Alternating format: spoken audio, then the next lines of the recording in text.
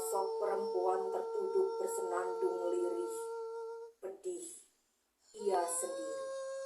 Usianya baru 30 tahunan, namun kurat wajah yang lelah tak mampu bersembunyi atau lari. Tangan kanannya membawa keranjang berisi kembang, bunga hutan, juga alang-alang, beberapa tanaman obat, dan sedikit umbi-umbian.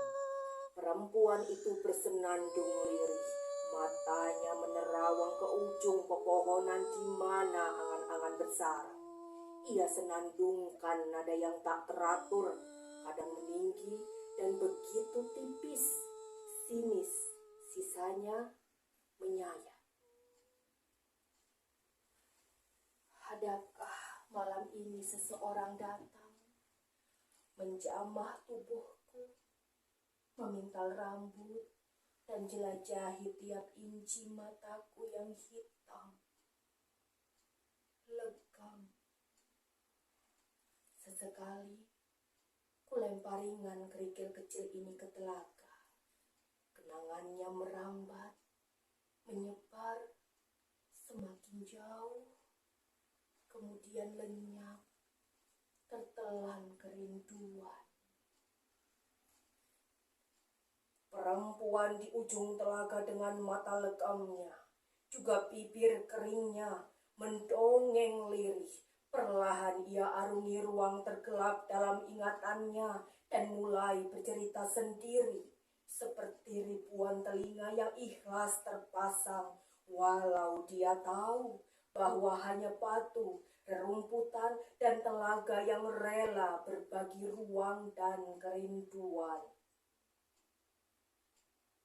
Oh, para dewa, sungguh hidup hanyalah seuntai rambut yang memanjang, tipis, kemudian terserabut. Oh, dewa yang aku, di manakah kau sembunyikan keabadian dan keadilan? Aku hambamu yang malang ini, tak kuasa memetik gemintang, hanya sunyi yang merangkulku tiap malam.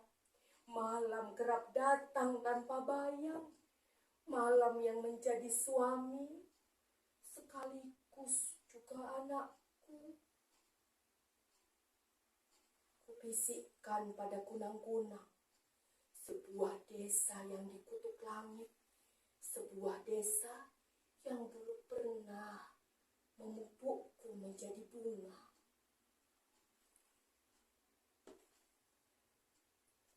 Kudengar niniku memanggil. Ratni, cepat kau petik dan kau rangkai bunga-bunga ini sebelum layu dan lapuk. Ingat, jangan sampai ada kelopak yang terbuang. Semua itu uang. Dulu mataku bercahaya, rambutku legam, usiaku baru belasan, namun aku telah menjadi bunga desa para kumbang. Akulah yang kerap memekarkan bunga, mewarnai langit dengan pelangi, menyapu angkasa dengan senja, dan menyemai bintang-bintang malam untuk kupersembahkan kepada penduduk desa. Burung-burung bernyanyi karenaku, ikan dan rerumputan menari untukku. Penduduk desa yakin dan percaya bahwa dimanapun aku berada, segala kemurungan sirna, segala kegundahan terobati. Di sebuah gubuk kecil di ujung desa ini, aku dan nenekku tinggal. Tidak seperti penduduk lain yang kebanyakan bertani. Kami mempertahankan hidup dari menjual bunga. Tentunya bunga yang dipelihara dengan cinta. Walau bunga hutan sekalipun akan memancarkan cahaya. Di tanganku, bunga yang hampir mati terselamatkan. Di tanganku, rumput yang merana bahagia. Perempuan itu melempar pandangan jauh menembus pepohonan. Namun hari itu datang. Hari perhitungan di mana segalanya dipertaruhkan. Hari di mana udara begitu kering. Sebuah pertanda. Sore itu sore yang tak biasa. Penduduk desa ini resah. Wabah penyakit datang, bayi-bayi menguning dan kaku, para manula tersumbat nafasnya. Para pejabat desa, ibu-ibu rumah tangga, dan lelaki sawah bergumam bahwa dewa telah murka, seperti yang telah diramalkan oleh Nini. Sudah berpuluh tahun Niniku mengoceh bencana, yang menyebabkan bulu kuduk mereka berdiri. Ocehan tentang kekalutan, ramalan kengerian akan melanda, kelaparan, kematian, dan malapetaka datang silih berganti tiada henti. Tak ada yang percaya ocehan ini.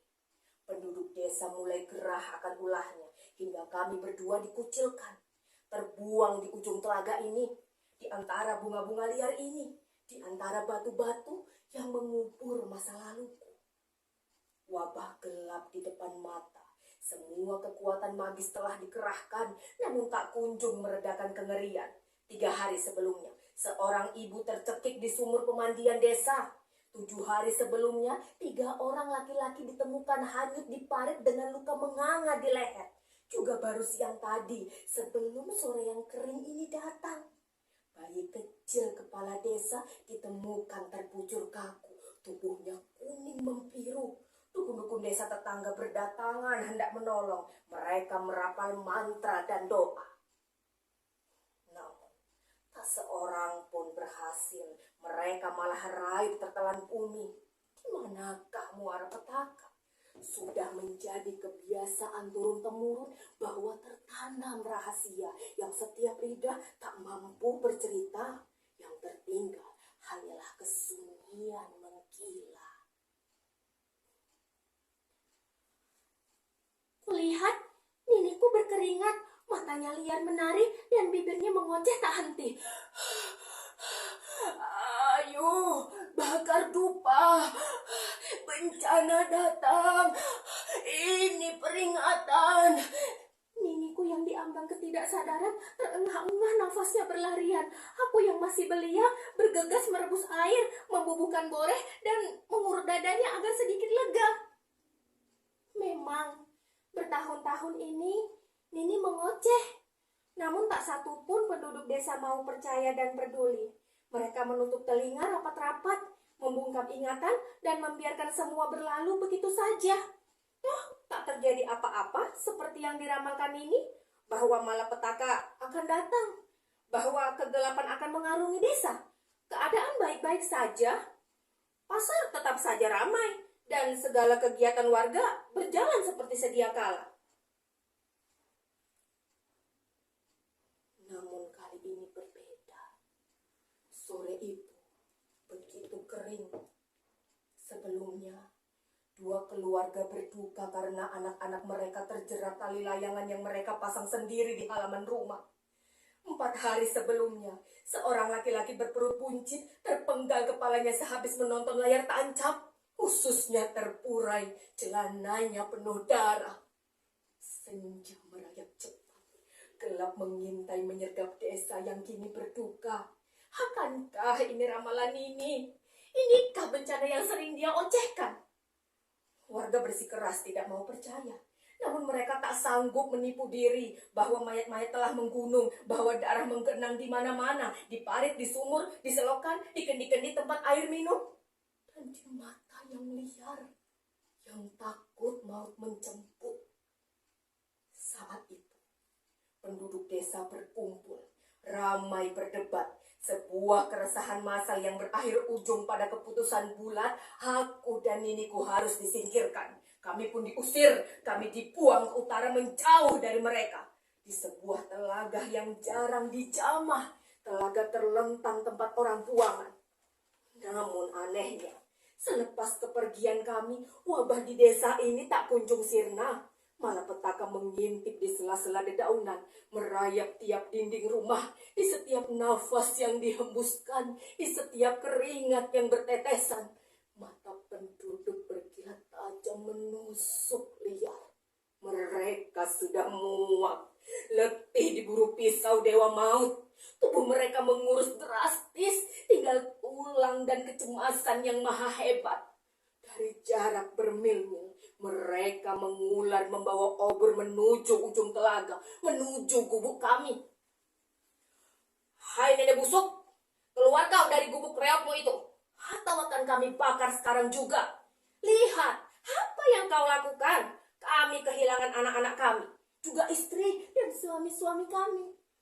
Dengan paksa mereka mendobrak pintu gubuk kami yang rentah. Aku yang masih belia menangis ketakutan. Nini terperangah, tangan-tangan kasar menjambak rambut putihnya, mendorong tubuh rentanya tersungkur di halaman. Hai Nini bangsat, lihat, karena ocehanmu bertahun-tahun, desa ini jadi tertimpa bencana. Kau harus bertanggung jawab, cepat, potong lidahnya. Membabi buta mereka memegang tangan dan kaki Nini yang meronta-ronta. Nini tak berhenti mengoceh.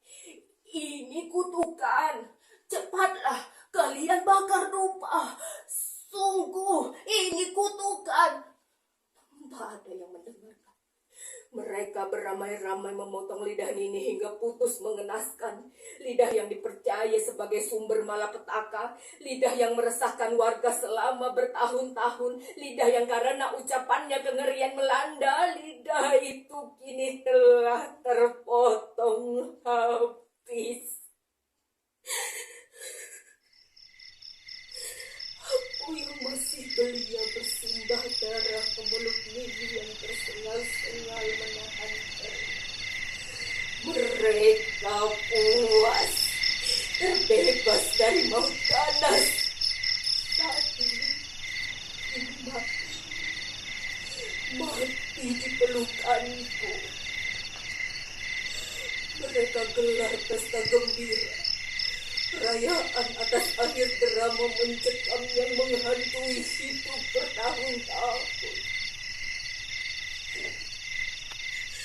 Aku kehilangan kesadaran. Terpuncang. Ada lagi kupu-kupu di mata.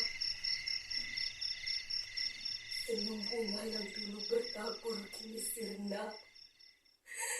Kelompaknya jatuh satu persatu, menghitam, legam.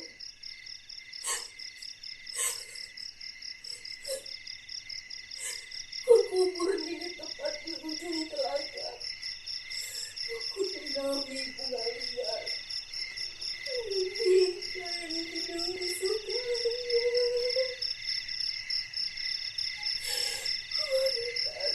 Ia dalam upacara keberangkatan meninggalkanku sendiri, menghitung batu-batu yang dibelakang.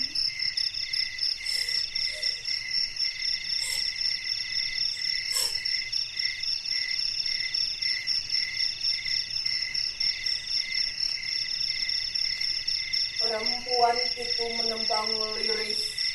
Pergi. Perempuan datang dengan membawa sepuntalan karung, membawa skop dan duduk di salah satu nisan.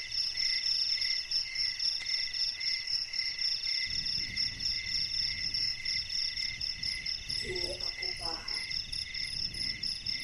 apa yang diocehkan ini bertahun-tahun lalu. Aku paham bahwa bukan kebenaran yang takut didengar, melainkan ketakutan melihat wajah sendiri saat bertatapan dengan kebenaran.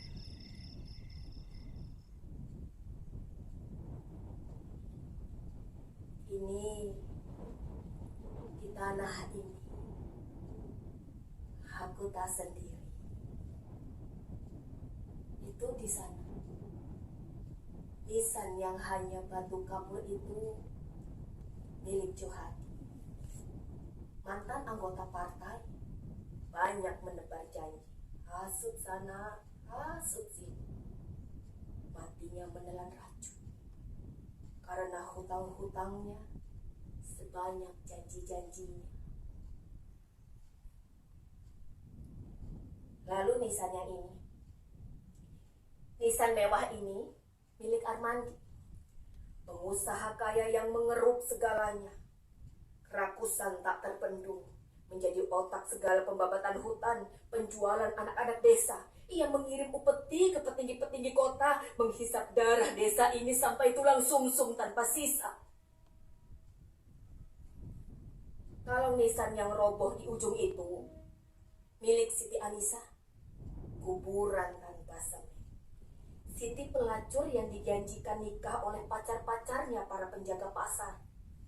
Sungguh malang nasibnya.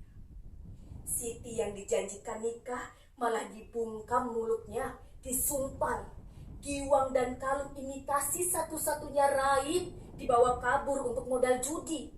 Siti mati ngangkang, lubangnya penuh nanah. Kuburan yang di tengah itu milik Romlah, penjual udang di pengkolan pasar yang selalu mengurangi timbangan. Makan hasil dari kecurangan tipis-tipis, sedikit-sedikit. Matinya tidak bisa menutup mata. Perempuan itu mulai menggali tanah, membuat liang. Halo Arjo, nisannya di baris nomor 2, ya, di sebelah kiri itu. Arjo dibantai habis-habisan karena jadi makelar jual vaksin gila-gilaan. Arjo menggelapkan dana kesehatan, memanfaatkan kesulitan warga yang tertimpa wabah. Lalu sekumpulan tulang belulang itu sudah tak terkenali lagi, semua menumpuk jadi satu. Yang dulu terlibat pertengkaran anjing dan kucing tentang agama, kini mati berangkulan, mengering menjadi tulang-tulang yang pucat menguning. Di tumpukan itu pula, tulang para wanita yang gemar bergunjing dan gemar berhubungan intim dengan suami-suami tetangga. Juga para lelaki tua yang sibuk menegak tua, menghisap payudara anak-anak gadis. Lalu anak-anak lelaki yang gemar sabung ayam dan meniduri wanita setengah baya yang ditinggal suami-suami berjudi. Perjinahan dan pencurian di mana-mana. Di desa ini pula aborsi di mana-mana. Mereka buta. Tak ada yang membakar dupa. Hati menghitam legam. Selegam rambut. Selegam mata.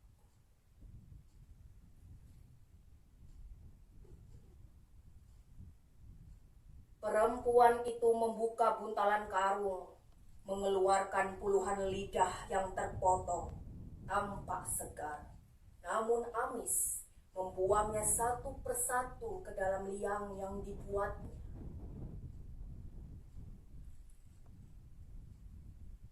Dulu, aku pernah menjadi bunga, menghias langit dengan jingga senja, memetiki bunga dan rerumputan, berlarian mengejar kupu-kupu, bergumam lirih pada kunang-kunang, berbagi rahasia. Sejak ini mati, desa ini mati.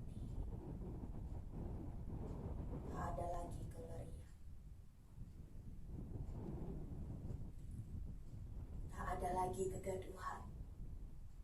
Hanya tersisa wajah orang-orang kusam dan kuyup.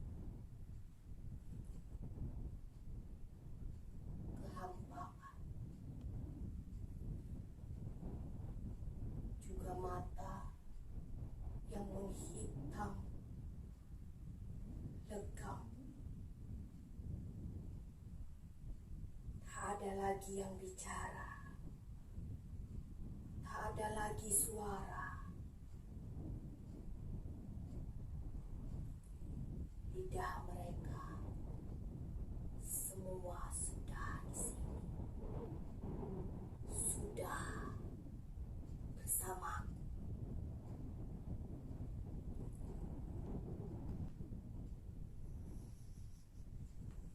Perempuan itu mengusap dahinya dengan tangan berlumuran darah.